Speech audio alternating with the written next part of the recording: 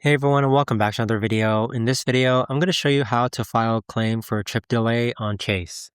Now, this video is going to be particularly useful for individuals. Let's say that you had your trip delayed and you want to go ahead and file a travel insurance claim with Chase. How do you actually go ahead about doing so? Now, this video is going to be short, sweet, and simple, guys. There's not going to be a lot of steps involved.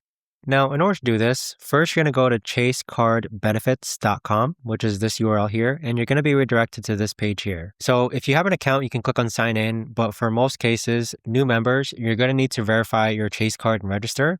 So click on here, and then simply follow the on-screen prompts to write the name of how it appears on your card, enter your credit card number, and then click on verify. And then once you're registered for an account, go ahead and log in. Now, once you log in, your homepage is going to look like this one right here. You should see the last 4 digits of your Chase Sapphire Reserve credit card. Click on File a Claim, then select which card you're going to use to file the claim. And then afterwards, you're going to scroll down and click on Trip Delay Reimbursement, which is this option here. Next, you need to enter the date in which you actually purchased your trip.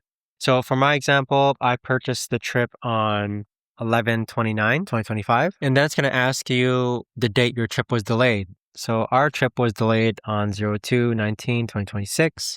Click on next, and then you need to enter the reason why it was delayed. So we're going to click on inclement weather, click on next. And then this is where you need to go ahead and start providing documents. So during your trip delay, you need to provide a travel itinerary, the monthly billing statement, the proof of delay, the itemized sales receipts for any expenses incurred during the trip delay, any unused vouchers, tickets, or coupons, other claim settlement details, and other uploaded documents. Now, I do like to upload a Google document explaining the situation. So I'll open up like a simple Google document. I'll write explaining what happened during your trip.